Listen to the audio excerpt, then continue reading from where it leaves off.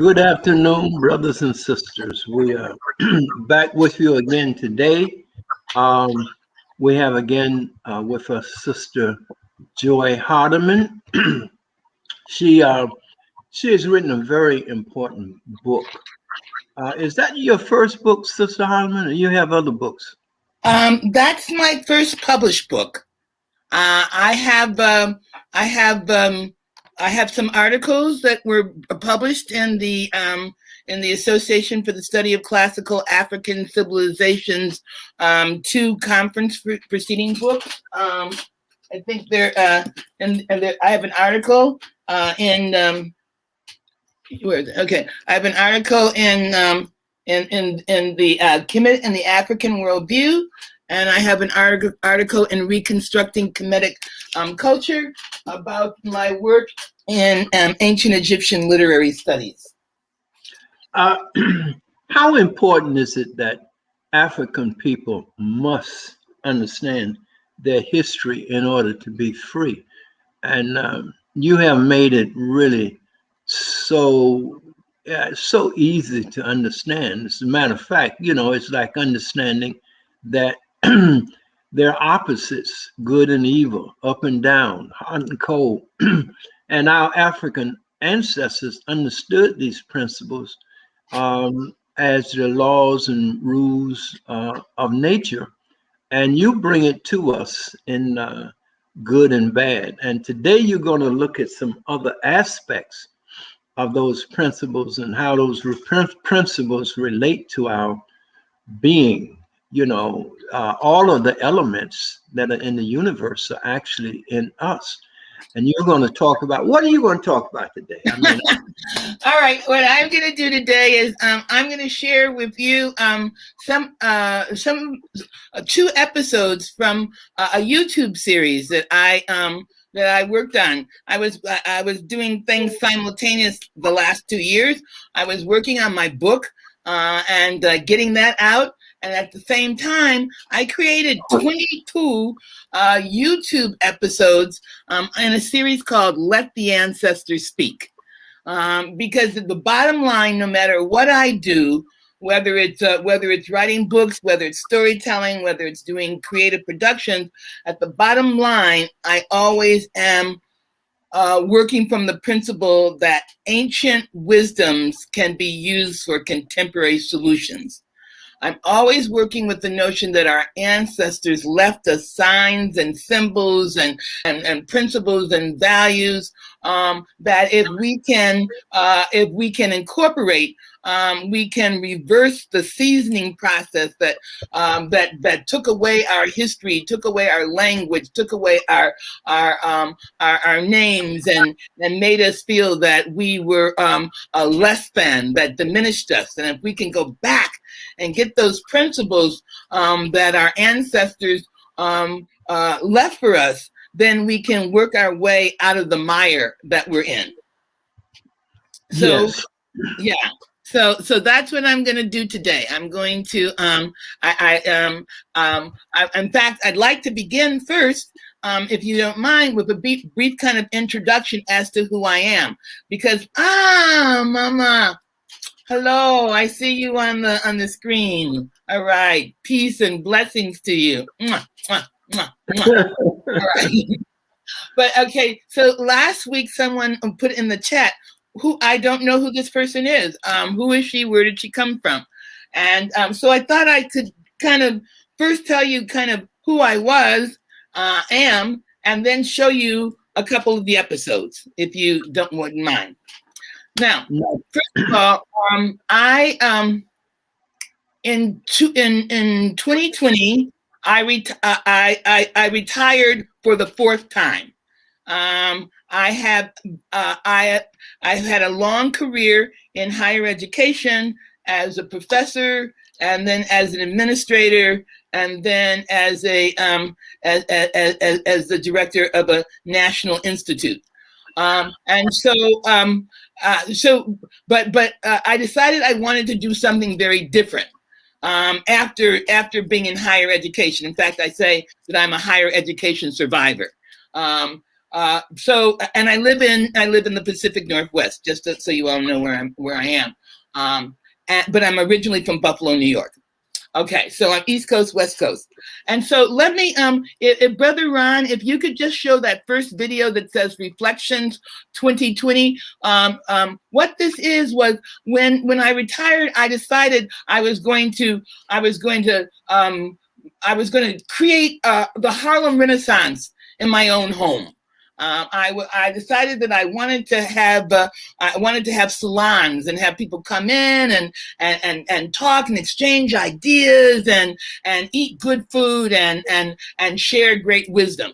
And so I became the director of Hardiman House. And this is a short little video that kind of tells you what I've been doing for about the last year and a half. Okay, BrotherRonn, if you could play that, thank you.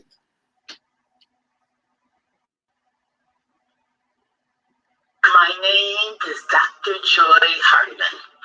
My students call me Dr. J. I am a scholar, storyteller, world traveler, master teacher, lifelong learner, and higher education architect. I am the CEO of Hardiman House Incorporated, an urban sanctuary that in partnership with my daughter, Salma Ayers Hardiman, expands the mind, feeds the spirit, and restores the soul. I am the artistic director of Ancestral Artworks, a creative production company that uses ancestral wisdoms to explore and envision solutions to contemporary problems. And I am the founder of the Raw Imaging Exploratorium, a coaching, training, and consultant institute that helps people, organizations, and communities reframe their narratives through the recognition and the reimagining of those practices, behaviors, language, and worldviews that block their brilliance. I am appreciated by many for my skills in listening, synthesizing, and energizing. You made my heart full. When you're talking about reclaiming, our healing won't come forward until we reclaim our history, our heritage, our identities, all of us. I think that is the key to our own health and well-being as we move forward with all of this turmoil. If I could sum up my life's work in a few words, it would be, I take as my sacred duty to restore that which is in ruin and make it more beautiful than before, to resurrect truth from the chains of falsehood, and to applaud the sunrises that come after sunsets. Ashe.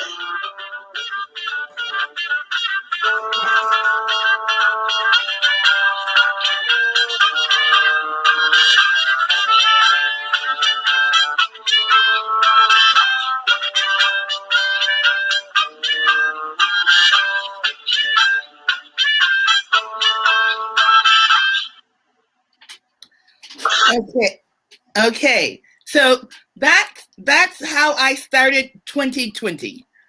But what happened was COVID came. So all my plans for my salon, where I was going to have people come over, and I'd already planned a couple occasions where I was going to have one of my young generations. I believe in working with next generations as much as I possibly can. So one of my next gens was going to be featured in the salon, and she's into sound therapy. And my daughter, who's an amazing cook, was going to do doing courses of the meals that related to the 7 chakras. And it was going to be a marvelous affair. And then COVID came. And so I said to myself, what to do? And I said, okay, I can still make Hardiman House a salon. I can still host people, but I'll do it virtually. So that's how I started doing Let the Ancestors Speak. And what Let the Ancestors Speak was, and you can find it on YouTube, is the first series I went through different rooms in my house. And I just kind of talked about the artifacts that were in the rooms and how and what their history was and what their significance was in today's time. And then I started evolving, and I not just started doing my various rooms, but I started doing objects in the room. And one of the things that I was trying to do was I was trying to get people to understand that how to re-image their environment, about how to come home, how to take a house and see it not as small or insignificant, but to see it as an abundant resource, as a possible a repository of history and memory, as a teaching tool. I wanted people to see that even though they were locked in their homes with their kids, they could take something as simple as a frying pan and do a whole history lesson on it, or take something as simple as a brick and study its longevity and its role in African and African American culture. So what I'm going to show you now, and then we can break and have a kind of conversation, are two of the episodes. One, which was on a brick. I had a brick on my altar that I had gotten from my trip to Mississippi, and the other one was on my cast iron frying pans. So here we go. I hope you will enjoy it.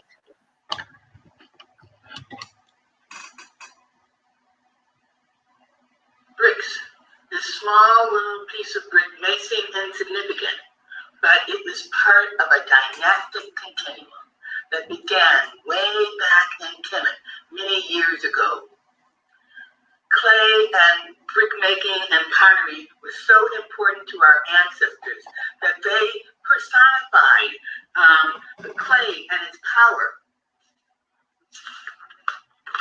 In the netter, Khnum was a pottery maker, and the creation story of Khnum says that when it was time to make man, Khnum fired on his kiln and raised and on his pottery wheel created both men and women and humanity. Our ancestors' fascination with clay just didn't center on the deities, but it also centered in the reality. The use of clay was not just in terms of the cosmic or the cosmological realm of our ancient ancestors, but it also was the very fabric that built the pyramids. The pyramids were built with clay and brick in ingenious ways that again showed that our ancestors understood the harmonic relationship between what was above and what was below, and how nature could be used in the service of civilization and vice versa. And so they carried the skill of brick making and institute building, not just into Kemet, but also into Jijini and Mali, and into Timbuktu, and to the Great Walls of Zimbabwe, and throughout the continent. You can see the brilliance of these brick masters. When Sal and I were in Marshall County, Mississippi, we saw an exhibit about brick making in Holly Springs. And in fact, this brick is from Holly Springs.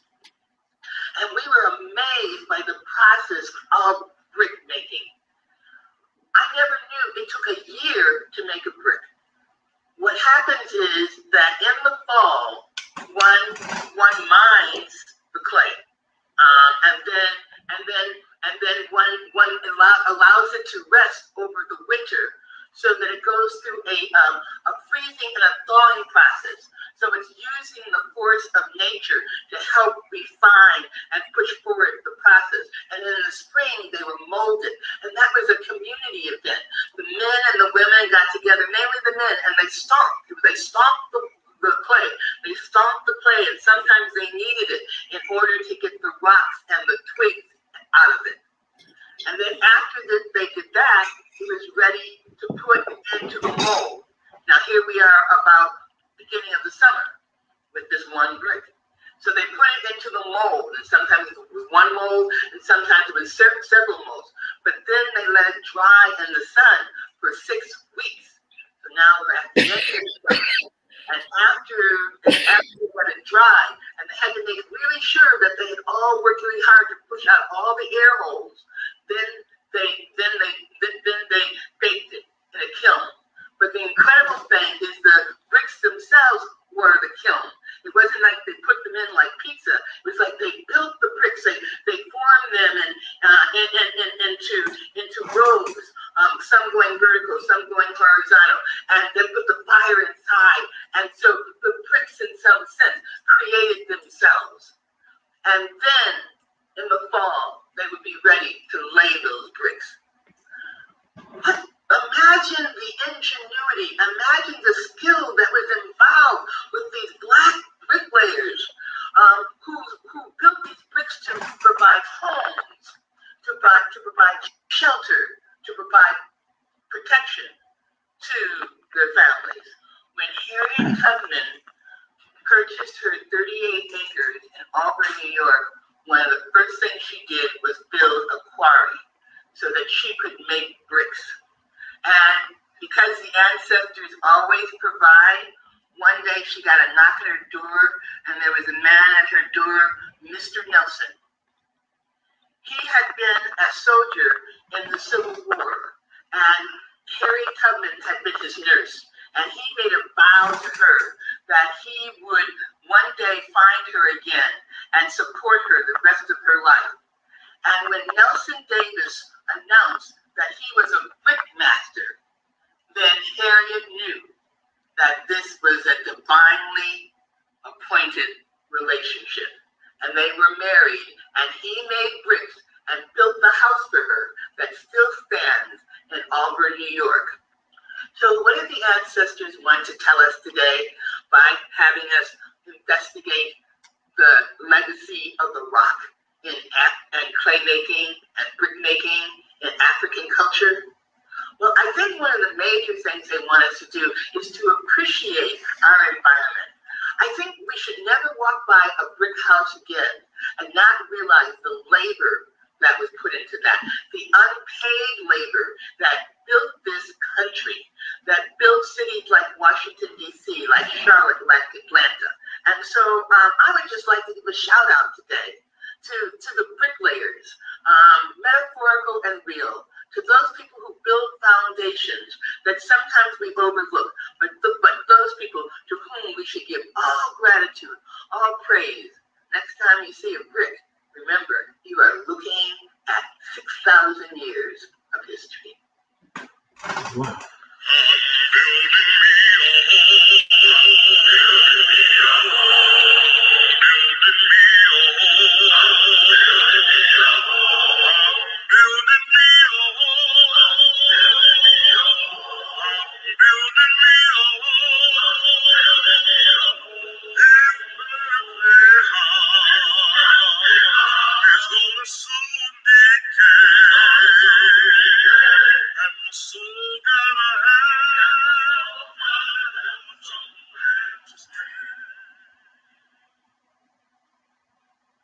Bricks. This small little piece of brick may seem insignificant.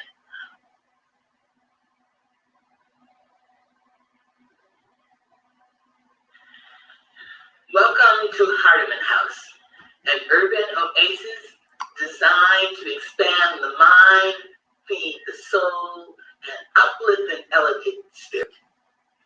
We're bringing you today episode 5 of season 2 of Let the Ancestors Speak.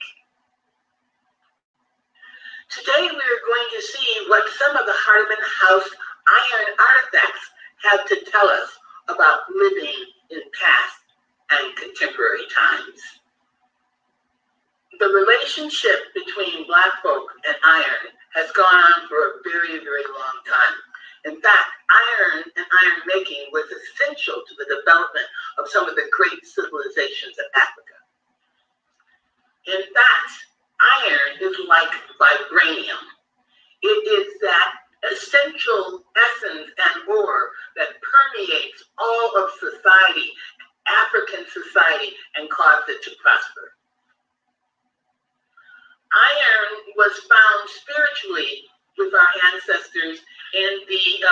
presence and role of Ogun, the Yoruba deity that was that personified iron and iron making, that personified war, that personified the opening of the way, the protector.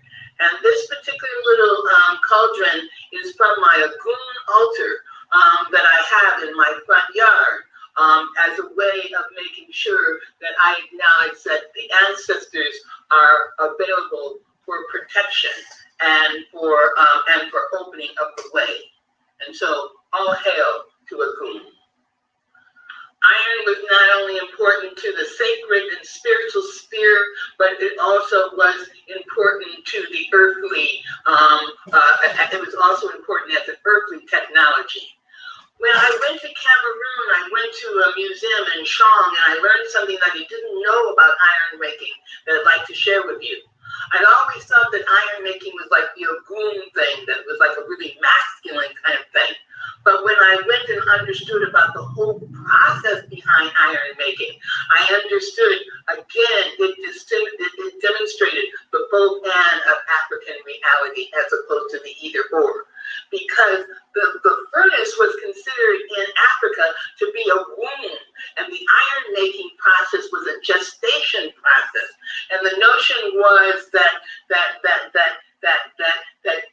making of iron, that transformation, that alchemy was like birthing a child. And so before any furnace was complete or put into the ground, herbs that were used to ensure the well birthing of children were put in the ground first before the furnace was put in and before the fuel was put in and the ore. And the resultant ore that came out of the furnace was considered the child.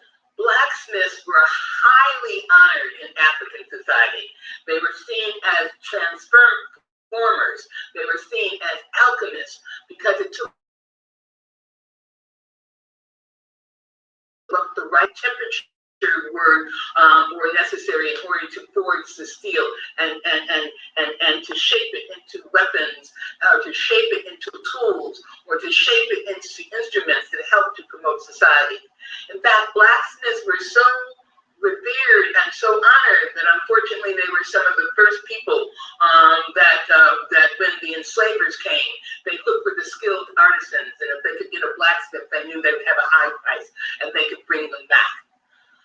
We benefit in some hard, interesting way from that enslavement, because all you have to do is go to the houses in Charlotte or go to the houses in the South, and you see the Sankofa image carved into the railings, carved into the doors, as though they were sending a symbol back to us, that demanding that we remember, as the people walk by those houses, reminding those people that they had come from someplace other than there.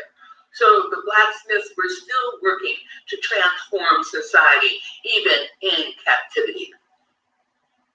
Moving through our history, we arrived in Brazil, where some of the first enslaved people were seen, and there we see another example about how mass and how iron was used against us.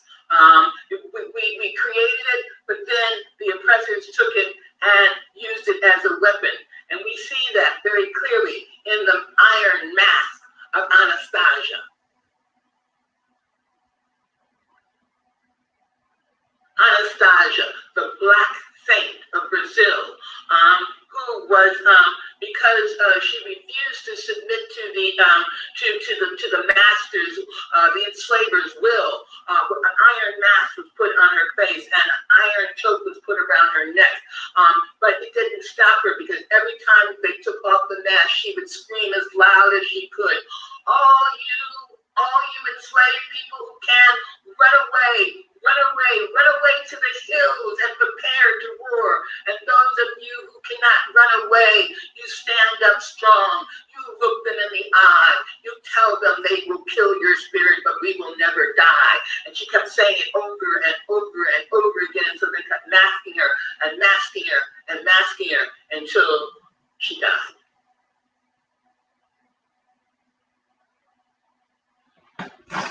Mm. Mm. Yes, she died, but she was so revered by the people that they demanded that she become a saint, that they basically honored her and sang her praises, and she became an uplifter for the impoverished, for those who could not speak. She became the voice that could not be muzzled. Mm. The role that iron played in Black lives continued during the Great Migration period when Southern Blacks got on the railroad, which was called the Iron Horse, and moved up north. And iron played that role not just in taking them up north, but in fact the trains became a way of mobility for Blacks to move into the working class and the middle class by being Pullman porters on the railroad. This is my granddad who left Mississippi and went to Missouri on the railroad, and they got a job as a Pullman porter on the railroad, and then became an itinerant AME minister using the railroad, using the iron horse to promote and give substance to Black people. And of course, we know about iron and Black folk through the use and the history of cast iron skillets and pans. Cast iron is an interesting phenomena because it's strong because it's been tempered. In many ways, that's like Black folk, that somehow that we have been through the fire, we have been through the pain, but we still retain the strength and the essence. We still operate in a way that is generous and nourishing. The cast iron stove, when Sal and I went to Mississippi several years ago, we met a man named Michael Twitty.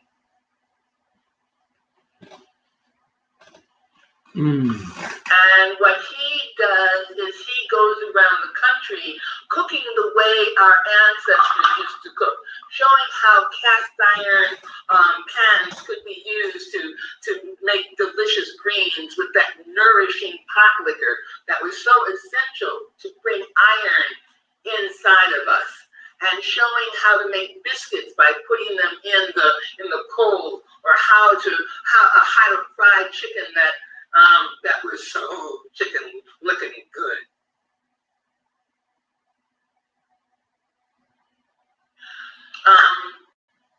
These pans have been a substance for us for many years. In fact, they have not only been used to feed and nourish us, but when things get really heavy, they have also, in the words of Madeir, used to bring in some law and order to reinstate justice. So what do the ancestors want us to take away from this particular episode? Well, I know I'm taking away the importance of being grateful for the very simple things in life, and to understand that something even as simple as a frying pan can have a very, very complex history and story, and can be used in a way that can elevate our minds and expand our souls. To be reminded that to look, when I walk, is to look in the yards and look into the fences and look into the buildings and see if I can see the reminders that our ancestors have left for us about the fact that we come from a skilled and crafted people who even in despair could create beauty. A reminder that of the cast iron experience, that we have been tempered, we have survived. And to be reminded of the dualistic experience of life, that something can both be a nourishment, but also, can take you out if you violate the order. And lastly, I think what they want us to take away from was realizing that we come from a people of iron, and that we need to free ourselves from cultural and spiritual anemia, and to straighten our backs and understand, that we have been tempered, but we have been, and like the phoenix, that we rise every day, every day, every day. Ashe. Remember, like, share, subscribe. Thank you, Joe.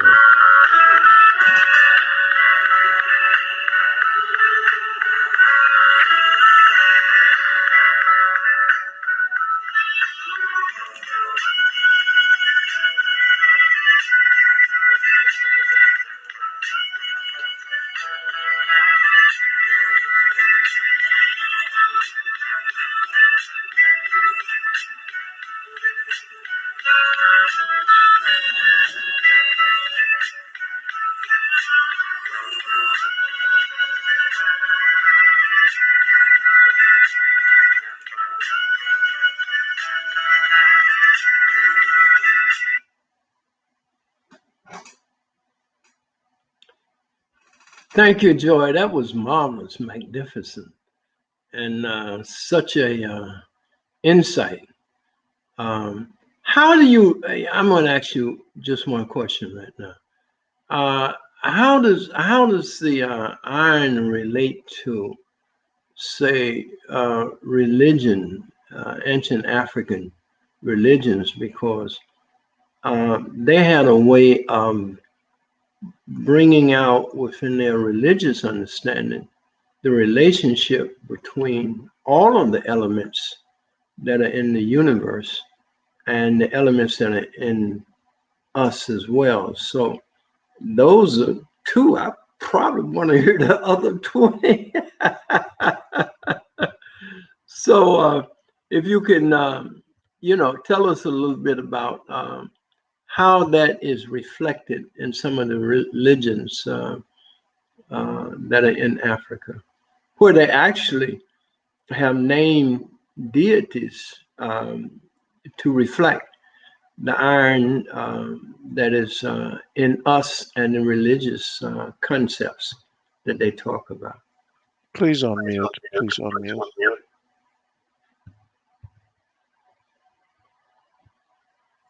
Please unmute your mic.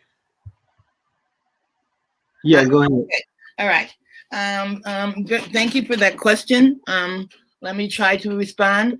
First of all, I need to say that I am a student of traditional African spirituality. I'm not initiated into any system, and so my knowledge comes from that point of view as a student and not as an initiative, and I want to make that really clear, because I really respect people who are initiates, and so I'm always very careful of speaking in ways that that can be considered good speech about our spirituality. So let me try to attempt to answer, basically understanding that. Because our ancestors observed nature, and they observed the waxing and the waning of the moon. They observed the life, death, rebirth of the sun every day. Because they understood the life-giving property of water. They personified these aspects of nature in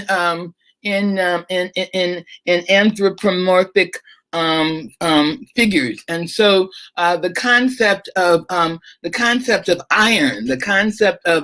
iron was personified. I believe, and someone on the screen may know more, but was personified in the role of a goon. And a goon was I don't want to say God, because that confuses it. Was the force, was the energy, all right? Was the energy of iron? Was the energy of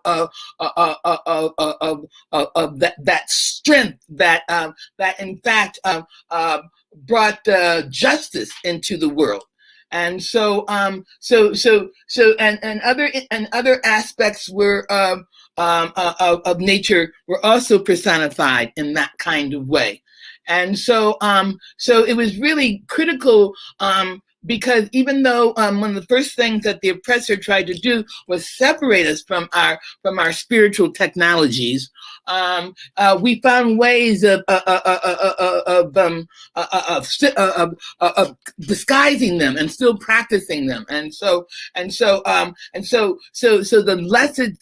message of a goon, the message of justice, the message of stuff was maintained in the dances and in the rituals that were practiced at night, when people would sneak away in order to make that spiritual connection.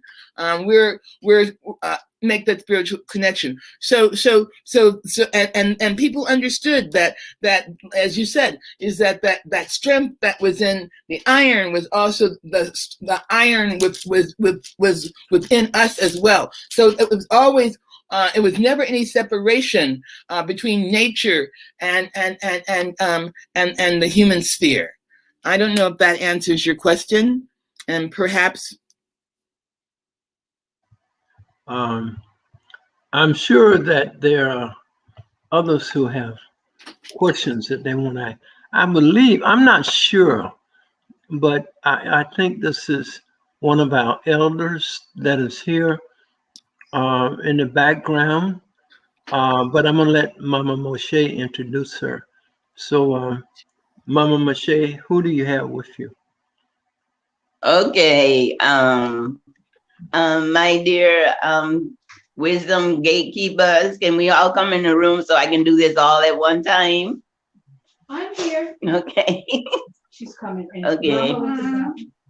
Okay. So I'm going to start here to my right. This is Mama Lady D. Johnson. I am Mama M. Safiri, Jordan Bay. I am Sister Queen Mama Iphany. Greetings. And the other one's in the bathroom. Oops, I probably shouldn't have said that. Forgive me. Yeah, so I'm in the midst of some divine conscious queen mothers, and I just couldn't take this opportunity to miss this opportunity of introducing them to the platform, especially since we have Joye Hardiman. And oh, here's another one. Introduce yourself. Hi, I'm Arishka Ikadosa. Hi, and I am of Amora Zion Creations. I have jewelry line. And then there's going to be one more, which would be Mama Emma. But nevertheless, that's the introduction.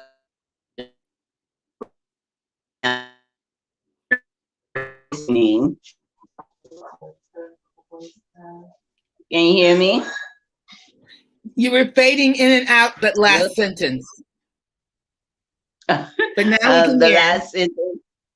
Oh, okay. So the last sentence is that we're just going to listen, and if one of them have a question, then I'll raise my hand or something, some kind of a way.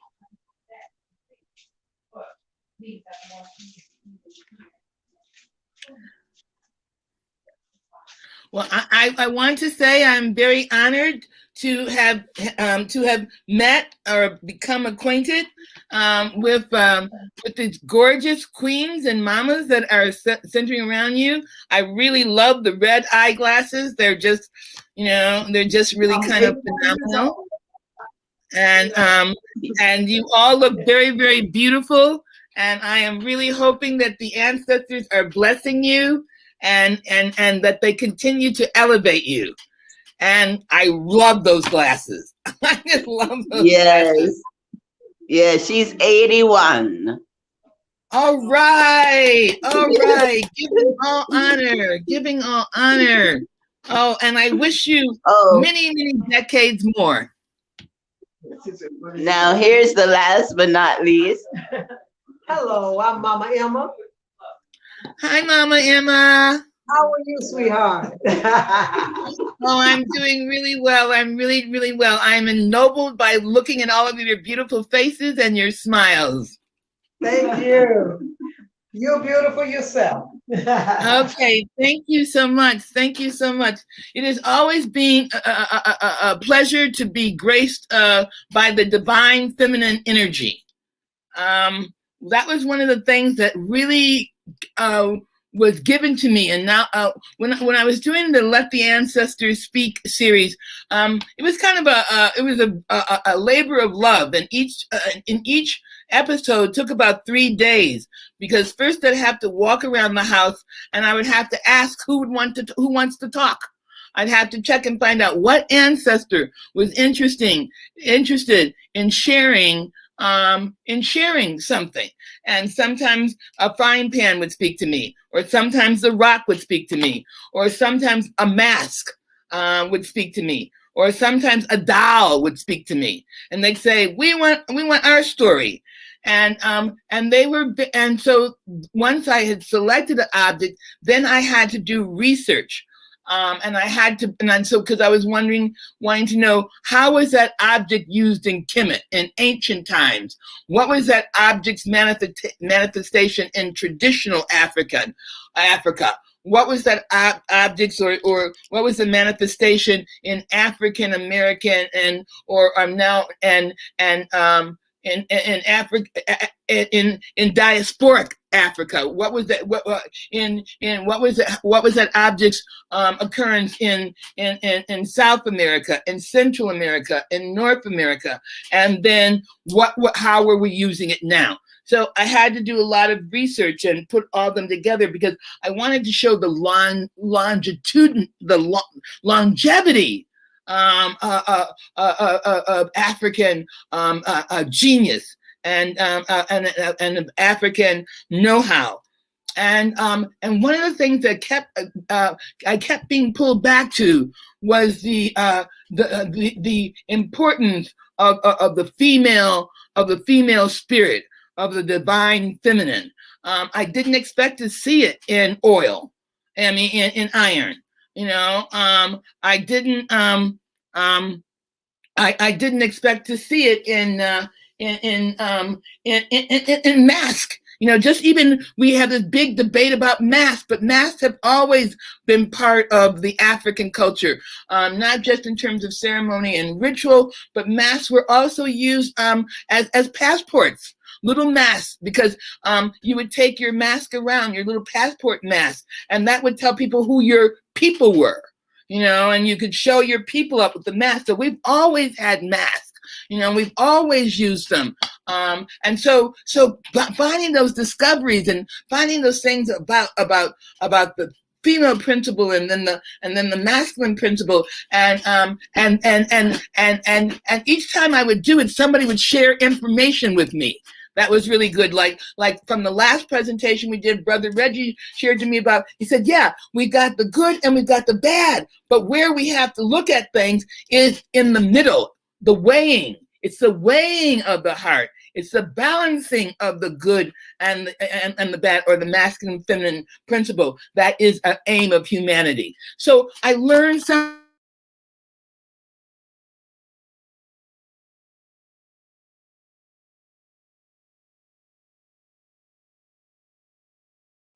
Sorry, you're muted. You're muted. Okay, all right. Well, and the when I say that this work has led me over and over again back into celebrating the female principle, the example I was using about a new discovery I had just found out was that the Sankofa has two symbols. One is the bird looking backwards, but the other one is the heart. And that heart symbol has ancient origins in the symbols of the divine feminine that was found in statues 2,000 years before or so, where the woman is standing with almost a heart kind of shape to her hands. So that all of a sudden deepened my understanding about Sankofa, because the Sankofa bird says go back and fetch it. But what is the it? The it was the divine feminine and the divine feminine principle, and the importance of that, and how one of the biggest misappropriations, we talk about cultural appropriation and people trying to steal Black culture, but the original misappropriation was when they stole the divine feminine, and when people changed things from the Father, Son, and Holy Mother to the Father, Son, and Holy Ghost.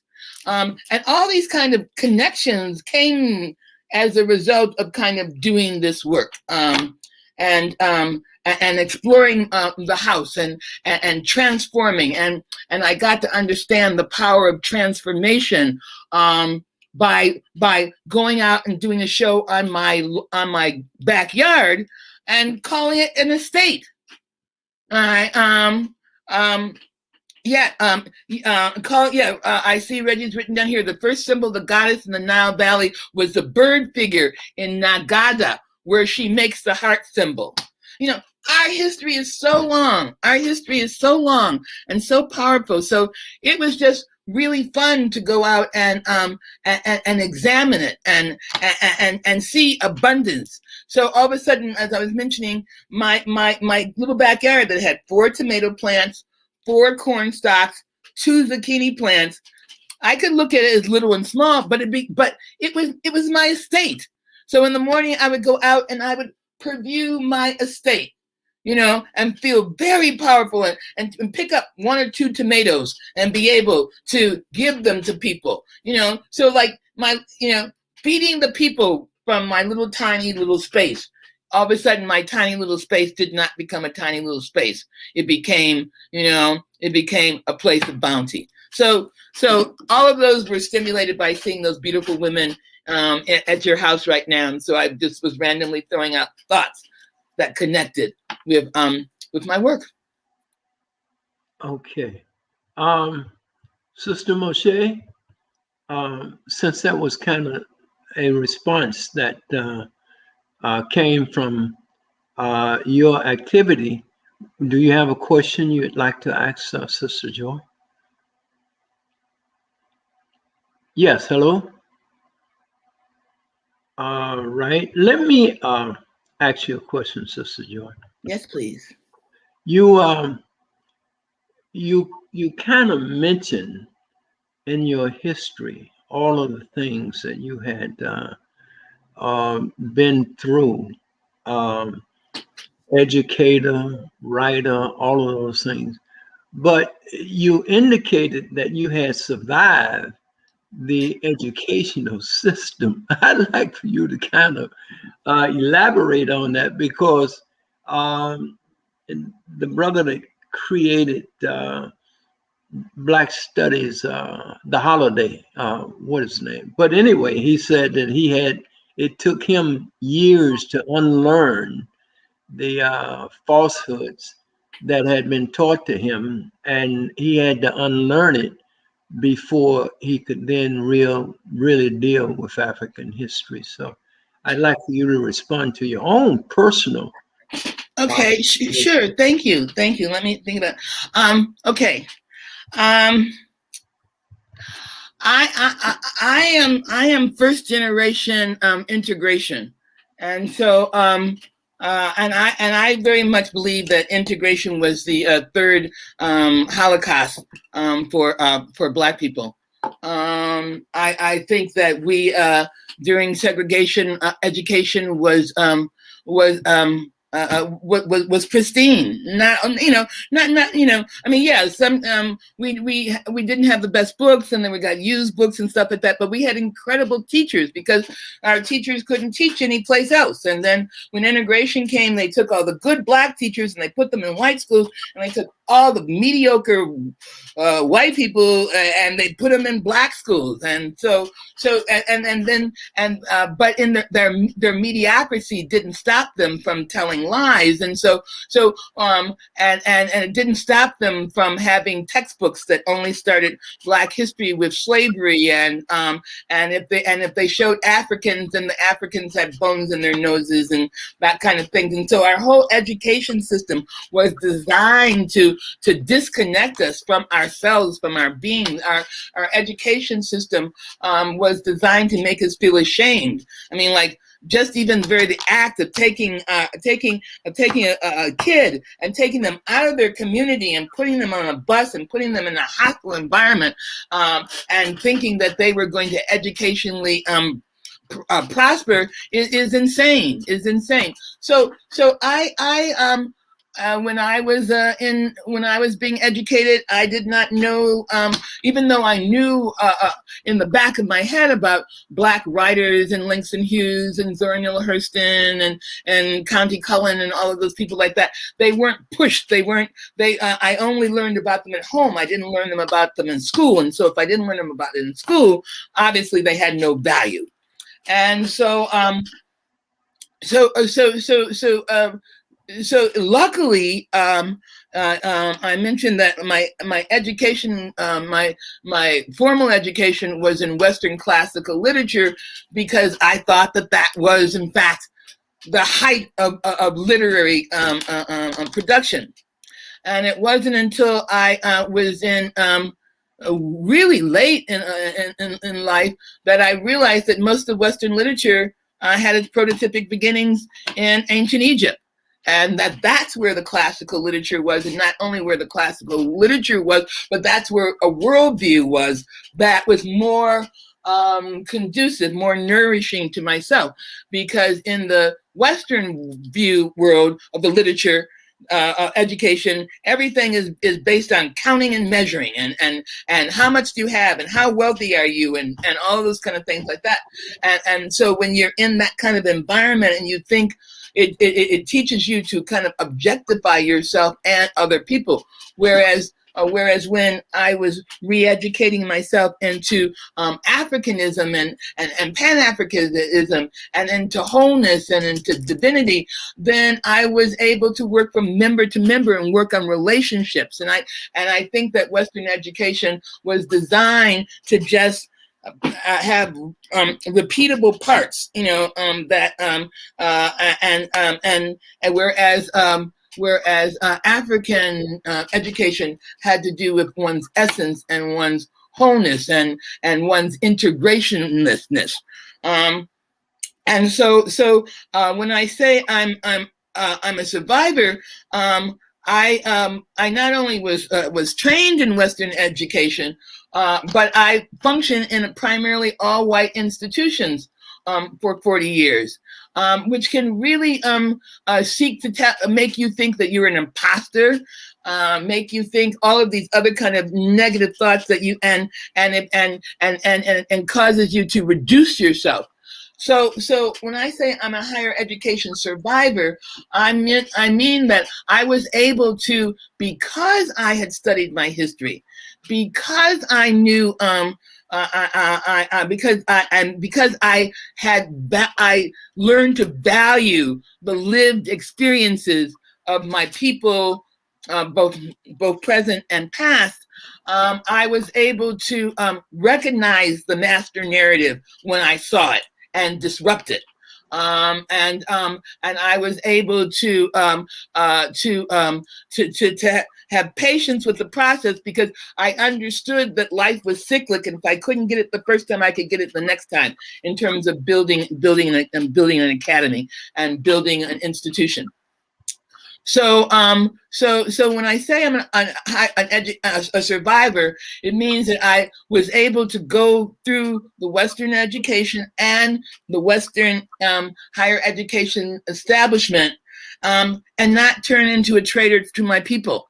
And I was able to go in and get as many people in. Once I was able to open a door, I was able to bring a whole bunch of people in because the Western education system says it's all about the individual. The African education system says it's all about the group.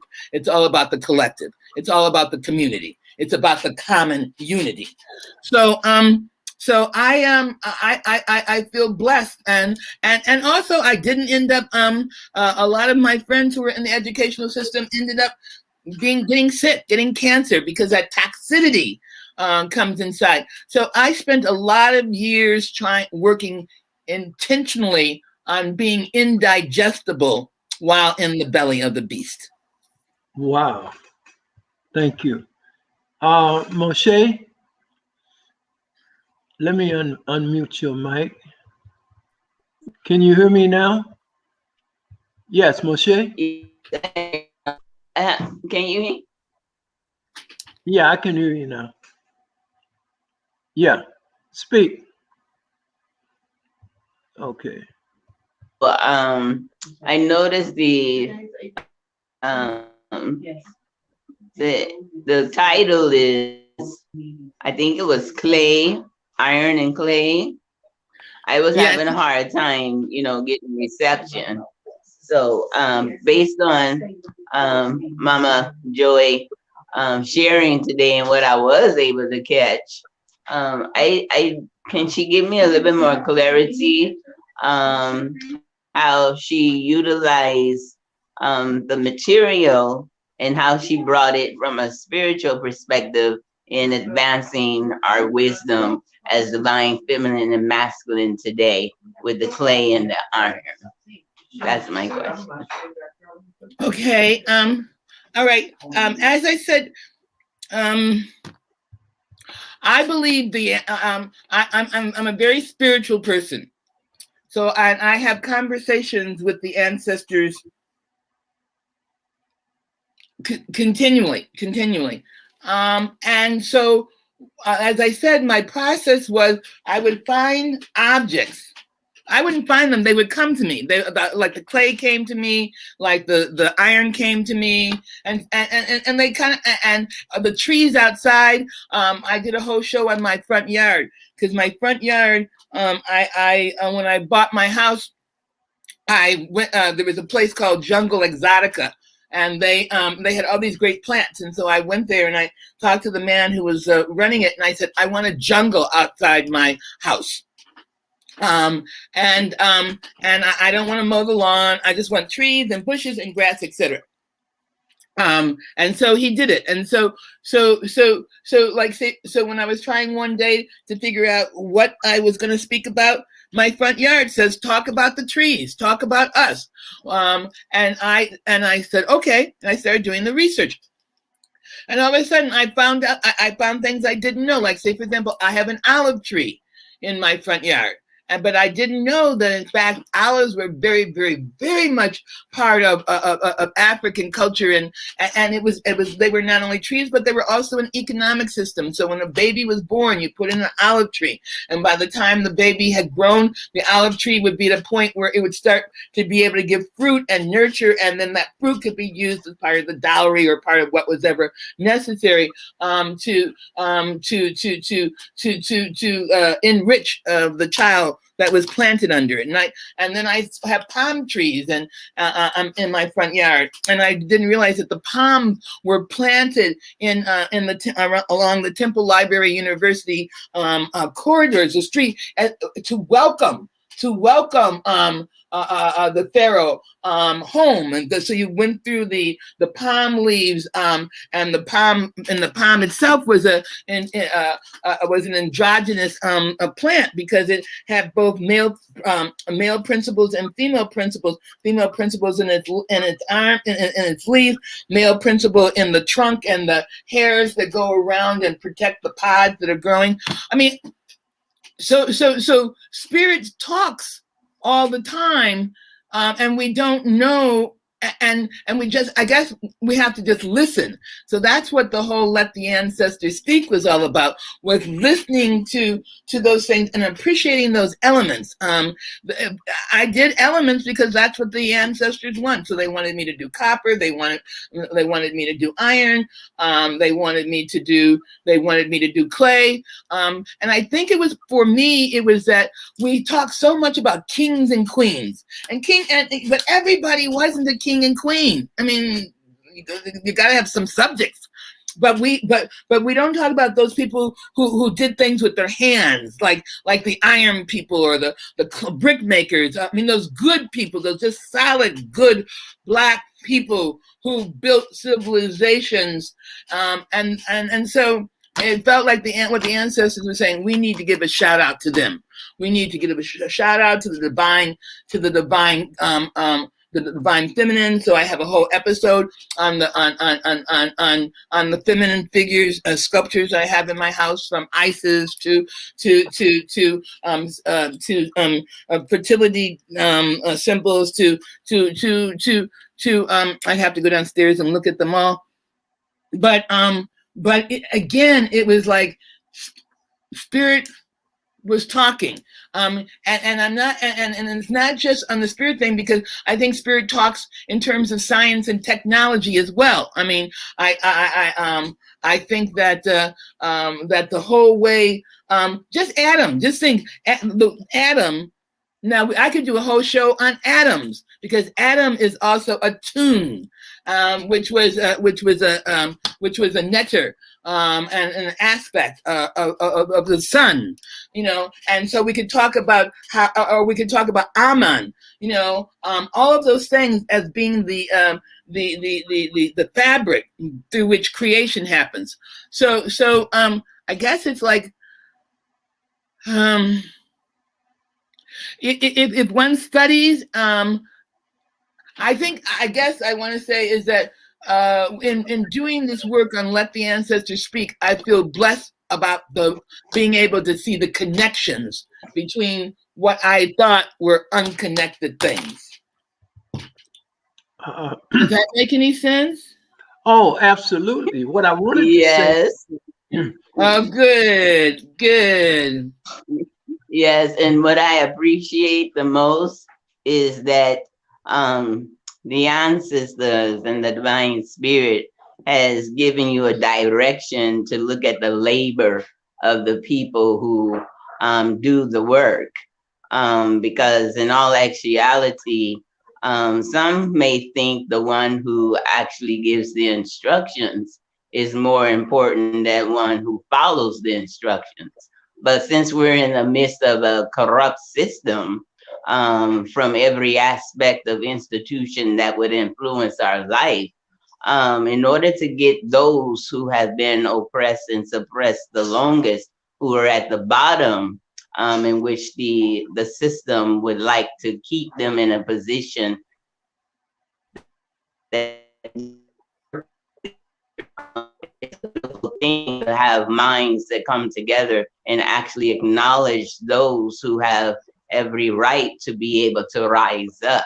Now, some people can look at it from a biblical perspective, a Quran perspective, any of the 8 religious institution or perspective.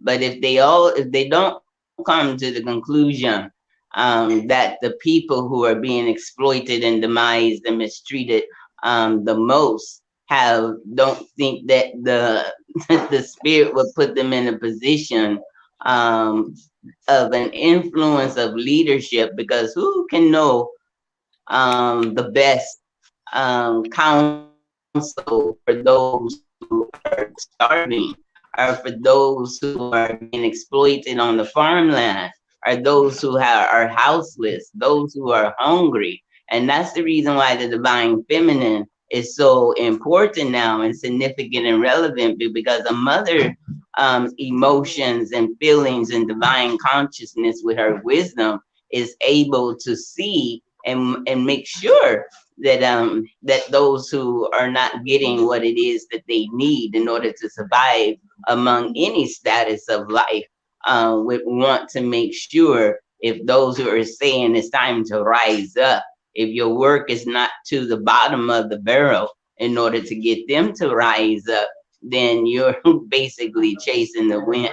So I'm glad to be able to have that divine connection in the mind that the ancestors are speaking to you, just as well as to others, including myself, that we must recognize the laborer more so now than those who give the instructions and direction. So I give thanks to you. And with that, I'm complete.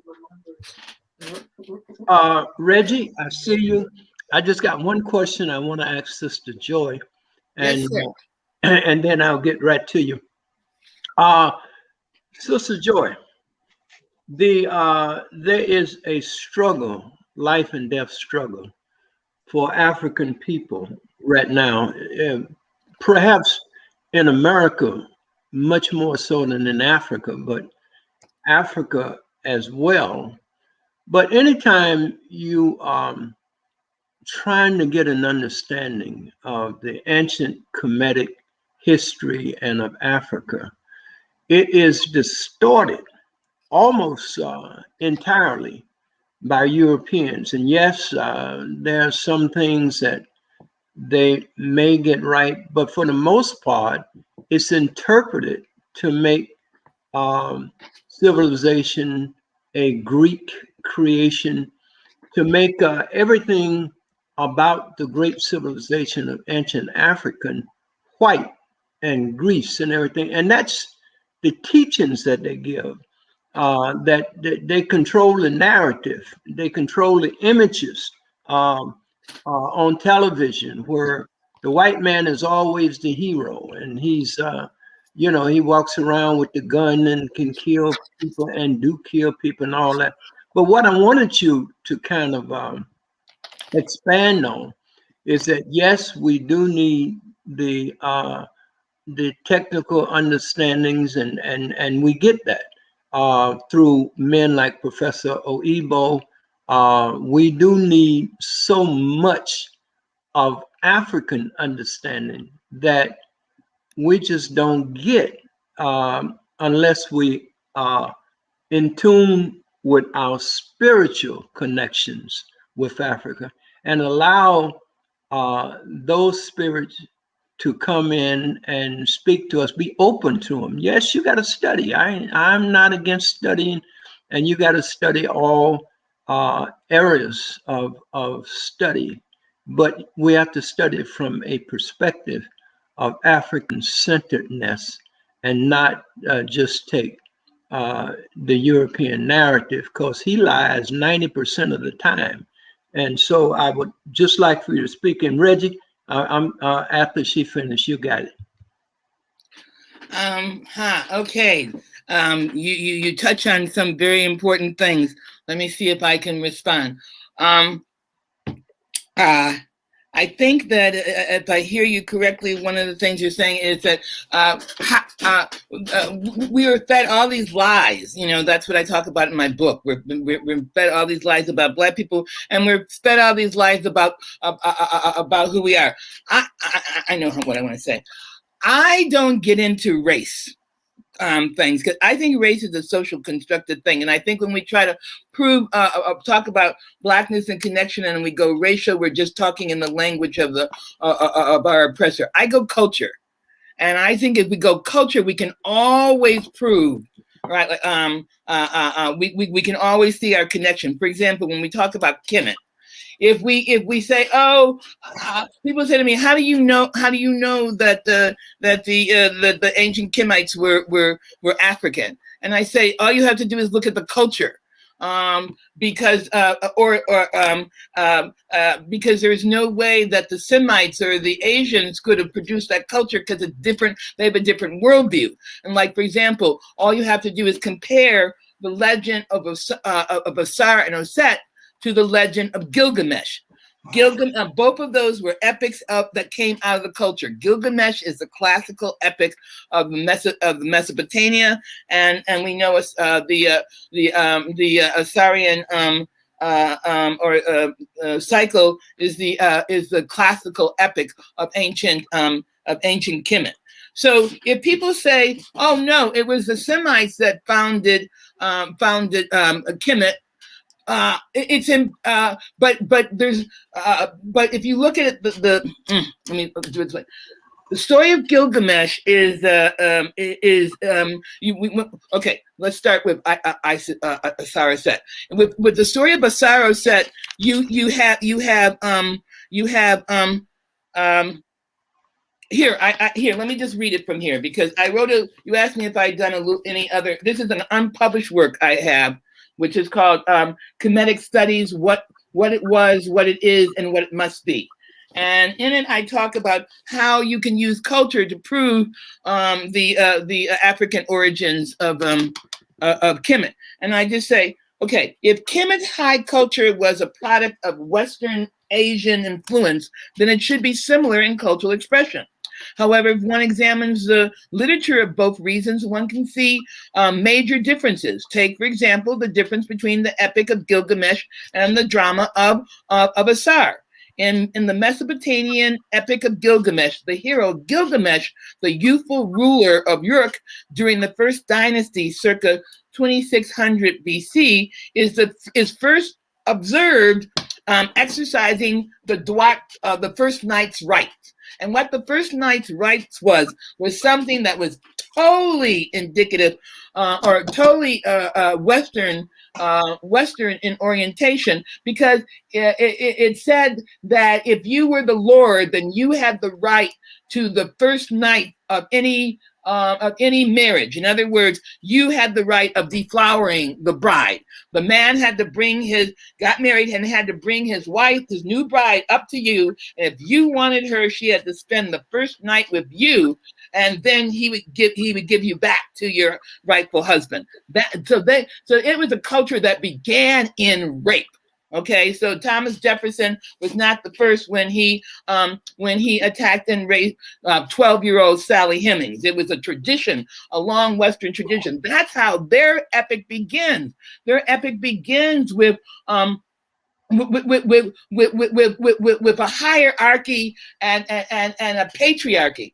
If we look at how our epic begins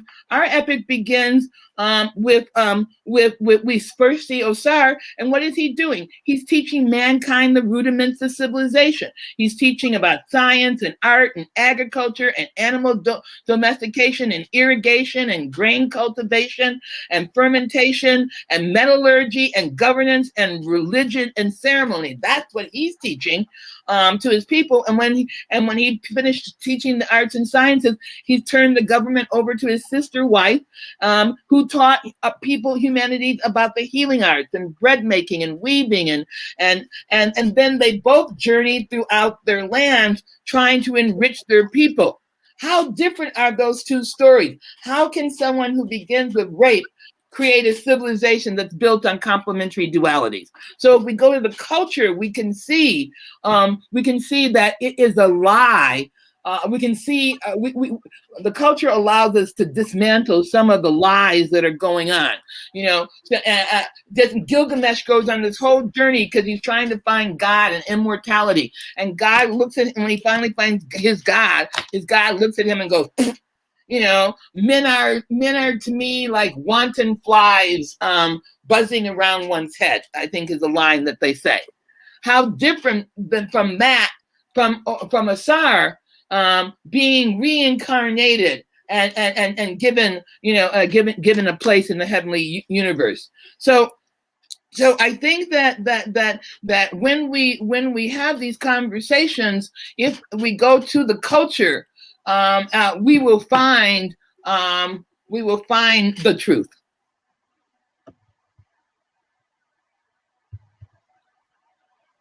I think that. Hey, Reggie.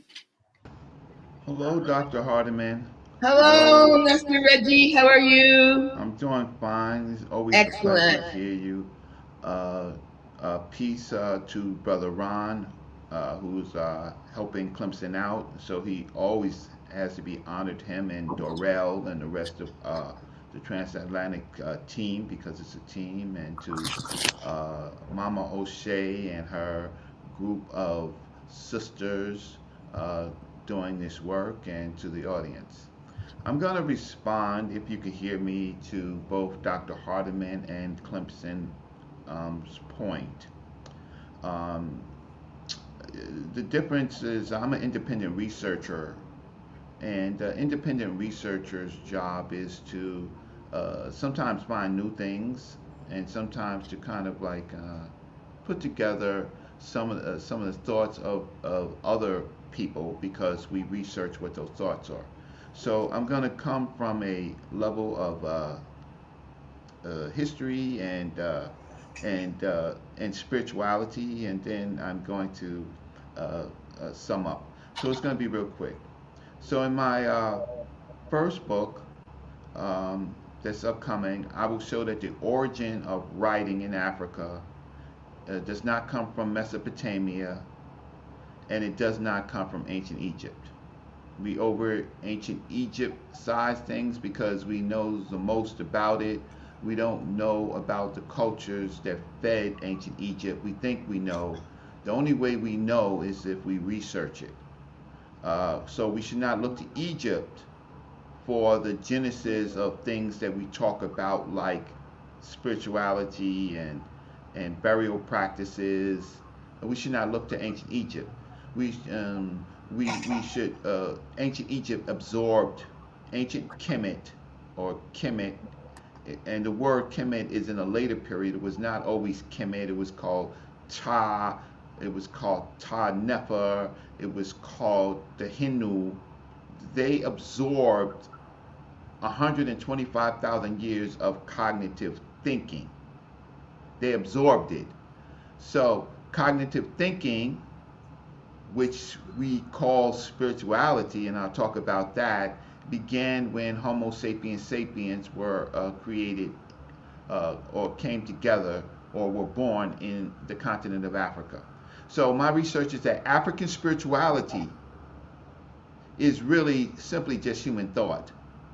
That means that there is a chemical process that occurs in the brain that causes the brain to connect to patterns created by other thoughts in the past.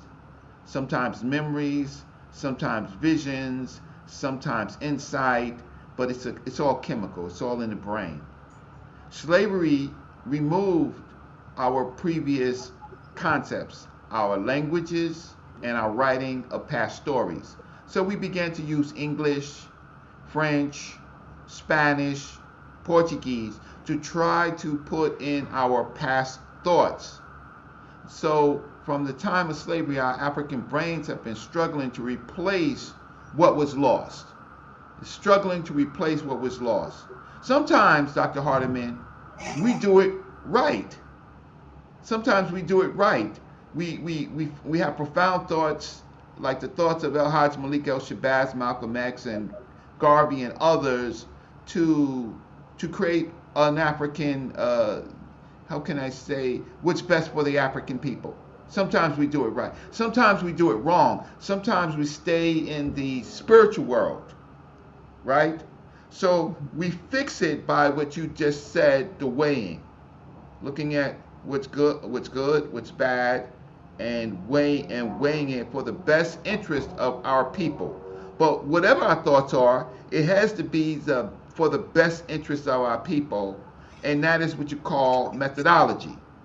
It's what you call methodology. Methods. The African created a method to do this. They called it the Tepeseb in ancient Kemet, and we know this because of the writings. So I want to say from my book coming up, to help the audience out, the first writing was the water symbol.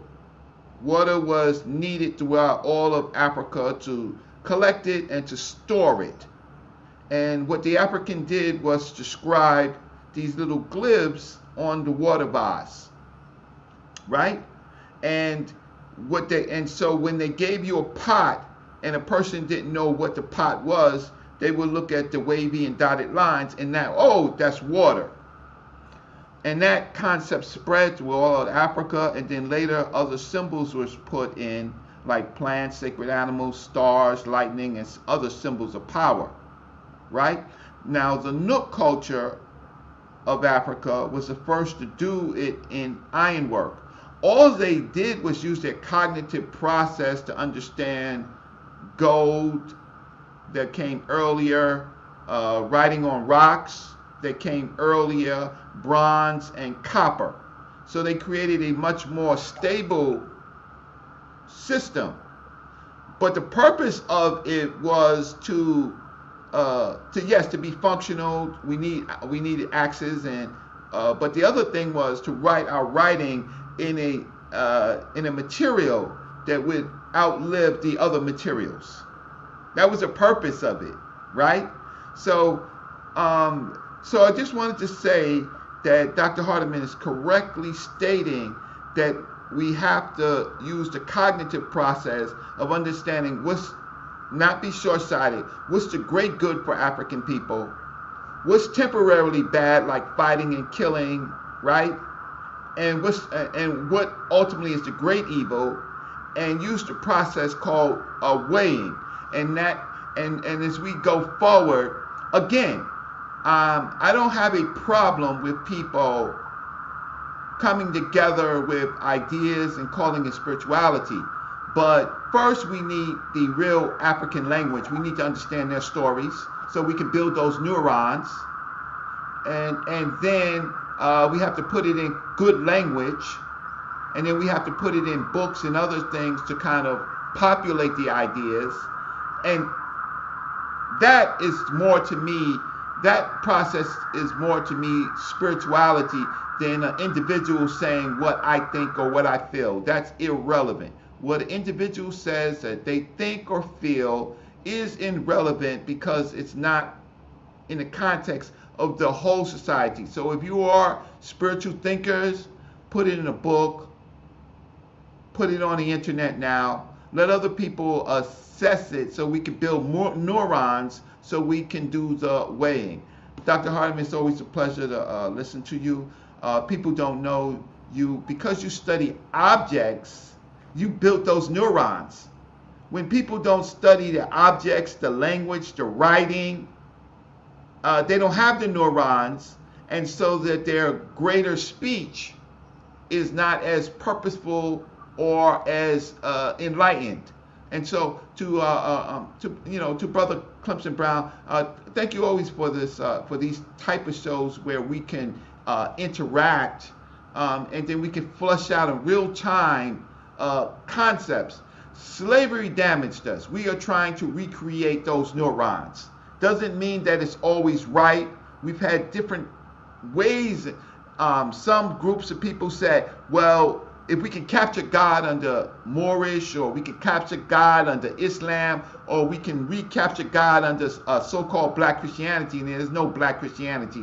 It's only white Christianity now manipulated by black people, but it's only, and the Hebrew faith. But what about the deeper thoughts where it originated, the Genesis culture, which is only in Africa? So I'll stop. I just wanted to contextualize what I heard. Mr. Brown, I have to say something to what Dr. Raji said. And Dr. Joy, is a pleasure. I have to say something here. This is key. We start off with clay, metal. This is what I was trying to, when I go to Jamaica and I teach my students, I say to them, the universe can be best described as change and balance. And the reason why I teach this fundamental principle of that universal law is because I said to a sister, for me, spirit is not feminine nor masculine. Metal is spirit. Metal is alive. What Reggie said there was the neurons that we didn't grow to understand how the universe functions. And all it's doing is changing and balancing. The universe is metal. It's clay. It's stone. It's alive. The spirit is in the stone. It's in the metal. So some of us go far back enough to understand, overstand, and understand why this man in Africa is working with the dirt and seeing the dirt as live. When you speak to the tree, you're not speaking to the tree. You're recognizing the change and the balance that is equal to you that the tree is performing. When I teach my students, and this is why we're not getting the whole definition of the God force, finding the commonality between metal, emotions, thoughts. So my mind was rewired after watching all these 400 tapes from Tapvideo. Dr. Clark gave us a new mind. The liberated mind think about black matter, way beyond Africa. It thinks about light. It thinks about carbon. It thinks about all the infinite stars. That is the liberated mind. The liberated mind now can think about stone, not masculine nor feminine. It could think about the mosquito footprint. That's the liberated mind. The liberated mind think about the light rays of the sun. That's the mind we're trying to get everyone into, regardless of race, struggle. The infinite harmony is that what we did have. And in recognizing, the law of recognition teaches, if you recognize the stone as life, and if you know what the stone is doing, is just changing and balancing with the realm that it's in. So when I'm teaching, people are looking at me like I'm crazy. But the concept is the seahorse, the water, the stone, the black hole, the after transition, we call the afterlife, from this realm to the next, is doing the same thing in all realms, changing and balancing. So when I'm teaching, I'm like, so now, since nothing is created or nothing is start, every God is a change and a balance. So the slave mind consider God a creator. The liberated mind consider God a change and a balance, because that's infinite. So in that infinite teaching, this is where you come to metal and find the life in metal and identify metal with you, the equality between metal and humans and emotions and thought. Once we find the equality in all things, that's when we find that force that we could apply to our relationship, bank accounts, government. And hearing Reggie mentioning that, changing of mind, growing new neurons. Spirituality is going deep within oneself to growing those new neurons. Independent study, independent thought. So I'm from Jamaica, and in the natural, equal, harmonic, natural, beautiful sunlight that we receive constantly, we're receiving a constant consciousness of matter and environment and water. So we have a healing, we have a freedom, and we were never captivated because nature replenished our elements to make us conscientize to the universe. Okay? So this show is very important if people are paying close attention. You start with the clay, the metal, to see life and energy and define that life in such a way that our mind can grow new neurons. Dr. Clark gave us new neurons. And what we're liberation, like Reggie said, is new neurons.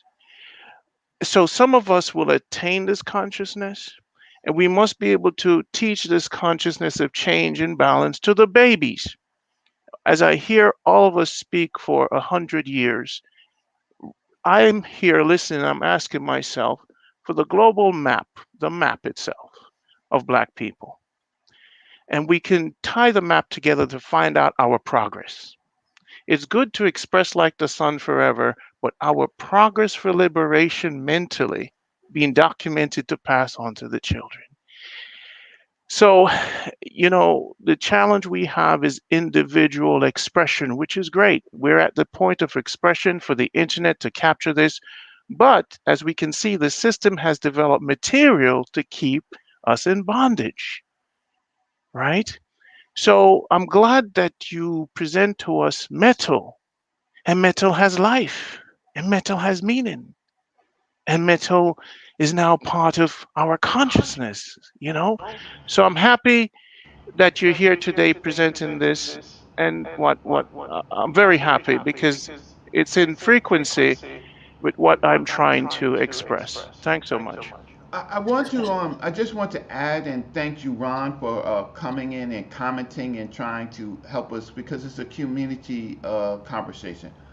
Because it's a community conversation, I do want to respond to a chat. I think his name is R. Benton 8. Well, first, you have to build neurons. If you think this is just jabber and stuff like that, you have to read, you definitely have to read Garvey. And you have to read, before Garvey, you have to read the Haitian Revolution. You have to read the Haitian Revolution.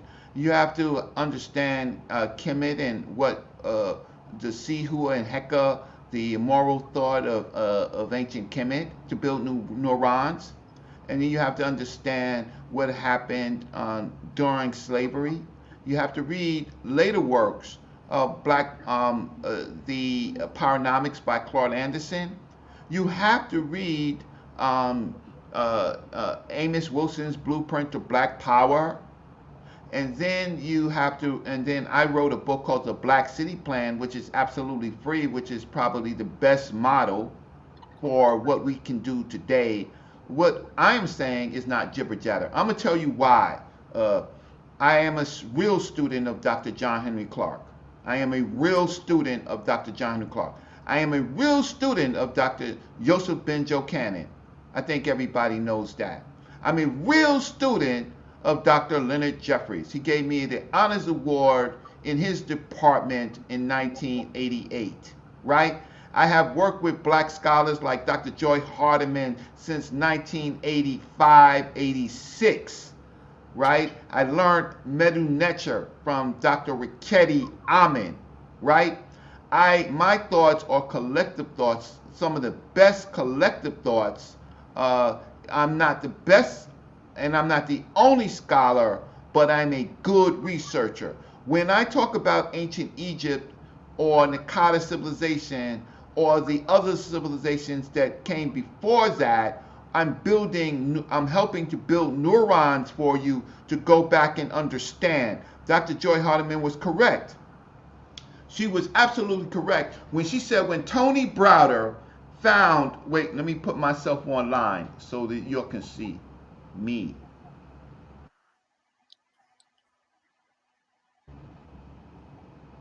When Tony Browder went in and found this heart symbol that he says is Sankofa, he is not wrong. It's just that we have to build new neurons. It was a black woman who is the goddess figure, a black woman goddess figure. Her name was Bat, and her hands are cow horns. Her face is like a bird. She creates the heart, the Ib symbol. She is the first goddess of the world. She is the first goddess of the world.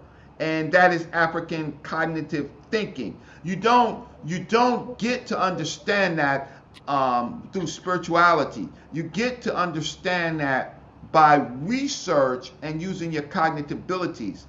My last point is, Ron again is absolutely correct. When you talk about clay and you talk about metals, gold, and particularly iron, right? Iron is an element. Gold is an element. Those help us function. Those are already inside us. The clay is the stuff that holds all of this material in multiple combinations that creates chemicals. And these chemicals created life itself. So the clay created life itself on this planet. The interaction, the same interaction that's going on in our brains, the interactions in clay created life itself. It's not jibber jabber, it's a worldview. A worldview helps cognitive thinking to solve problems with African people taken away from us from the slave trade. Now, you can retort in the chat, but you're going to have to give me something that you wrote. You're going to have to give me some lecture that you did. You're going to have to tell me who your professors are. And if any of your professors are my professors, my living professors, then I will have we can have a conversation through our professors. And I'm 56 years old.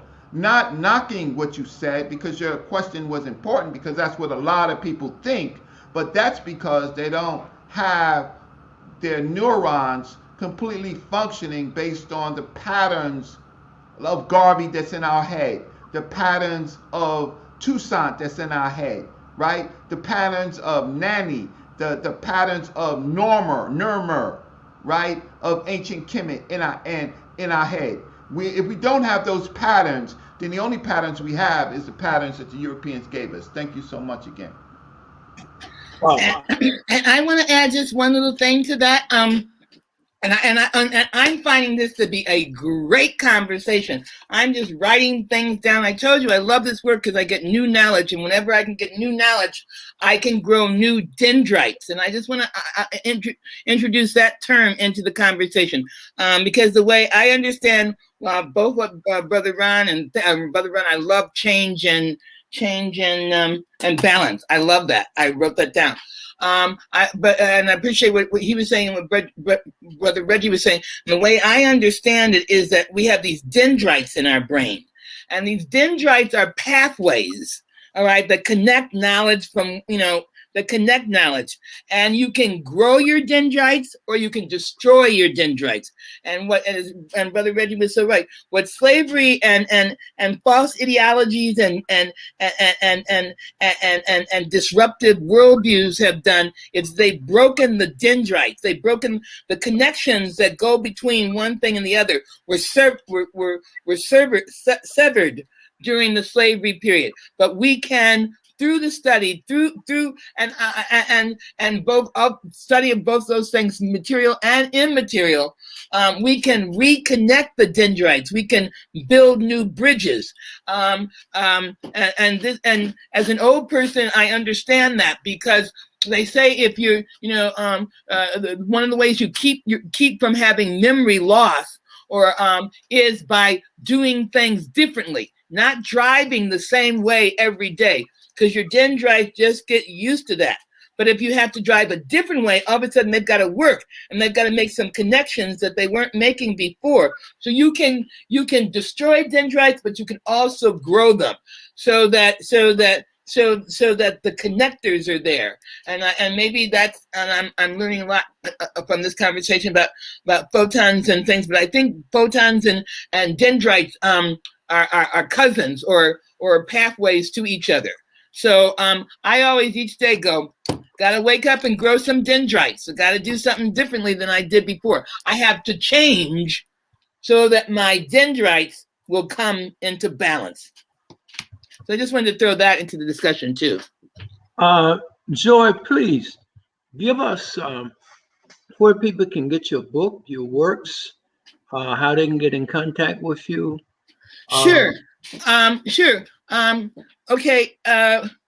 One of the best ways that people can get in contact with me is to go on my webpage for my book, which is ancestralartworks.com. Okay. And that has a place for chat, and it's also a mailing list, and I can also keep people informed about what's going on. Also, if people want to personally communicate and not go on the website, they can go to ancestralartworks1@gmail.com, and that's my email. In terms of my most recent book, the resurrection of truth from the chains of falsehood, you can get that on the webpage, ancestralartworks.com. In terms of the work that I was quoting from, I'm in the process of republishing it, and because even though I wrote it in 1991, I think it's really, really good. Oh, thank you for writing it down on the web thing. And in terms of my other work, if you'd like to see my work about ancient Egyptian literature, where I talk about the literary production, it's in this book that was edited by Milana Karanga and Jacob Carruthers, called Kemet and the African Worldview. And then I have another article in, let me see, which one was this? Oh, in another article in Reconstructing Kemetic Culture. And that article is on the ancient Egyptian perceptual frame of reference, the ancient Egyptian worldview. But I'd say come to ancestralartworks.com, because then if you chat, I can talk with you there, and then you can find out more about what's going on. But thank you for asking those that question, and putting a little bit of fire under myself is to republish this. Yeah. Reggie, you can give people how they can get in contact with you. The Black City Plan. Correct. You can read my work on what we have to do today in the Black City Plan, where I looked at the teachings of Malcolm X, OAAU, that Dr. John Henry Clark wrote in the Black City Plan, along with some comments about Dr. Amos Wilson and Dr. Claude Anderson. So you could read my paper, Syncretism, A Means and Method for Understanding Kemet, Kemetiu, and Kim. And you could follow me as I talk on TransAtlantic Productions and Black News 102 Sarnetta Studios. And you can see me at conferences, and I will let the audience. I will go to TransAtlantic Productions when I release my book on the origin of writing, of world writing, which is in Africa, during the period of 3650 BC, before Sumeria and before ancient Egypt. And we can just continue the dialogue, and of course see me interact with other scholars like Dr. Rosalind Jeffries, Dr. Leonard Jeffries, who are elder scholars. What we are here to do is to solve problems, Brother Clemson Brown, and we do this by doing exactly what Dr. Hardiman is telling us. Look at the object, assess it with our individual thoughts, assess it with language, go and do research, build up your neurons, and increase your, what is that word, Dr. Hardiman? Oh, your dendrites. Your dendrites, right? Because we currently right now slaves. We work for our food and our shelter through capitalism. Capitalism in itself, the concept of it is, early concept is not bad, because that's what ancient Egypt did with cattle. The other cultures did it with slavery. Sumer, Mesopotamia, civilization, as Dr. Hardiman said, in that worldview, it was based on slavery. Ancient Egypt was based on a form of what Dr. John Henry Clark says, social living. So I'm important, but we do need to, while our elders, Dr. Hardiman, is still doing the work, we need to assess. These are our great elders. Dr. Clark and Dr. Ben are no longer here. Who's left is Rosalind Jeffries, Leonard Jeffries, Dr. Joye Hardiman, Dr. Theophilo Benga. We haven't got Dr. Malana Karenga. Dr. Jacob Carruthers has passed away. He was a great mind. We still have great minds that we haven't completely understood their best thoughts, how their dendrites were functioning, what they put on paper. We haven't read their papers. We haven't read their works. We watch TV, right? So here's the balance. The balance is that we have more of European thoughts for our slavery in our minds, what we want to buy, what we want to drive, where we want to send our kids to college at. We have more of that because of slavery. We have less of problem solving. Grow your dendrites. Peace. Brothers and sisters, we're coming to end of our program. I want to thank everybody. Sister Joye Hardiman, thank you.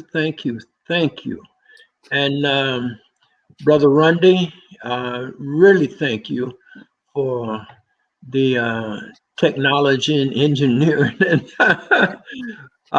putting all this together behind the scenes. And Reggie and Sister Moshe, we thank you for your input and for the elders who sit in with you at the occasion that you're at. And I want everybody, if you just go to what do you call that, subscribe, and hit the button so we can notify you of the activities that are coming up. We have a lot of great history for you and a lot of great thinkers, a lot of great minds are all here waiting to have this dialogue with one another so that we can grow our dendrites. Again, thank you. And until the next time, good night. Right. Thank you. Thank you. Thank you for existing in the universe. The ancestors are so pleased with your presence. All right. Thank you. Ashe. Ashe. Ashe.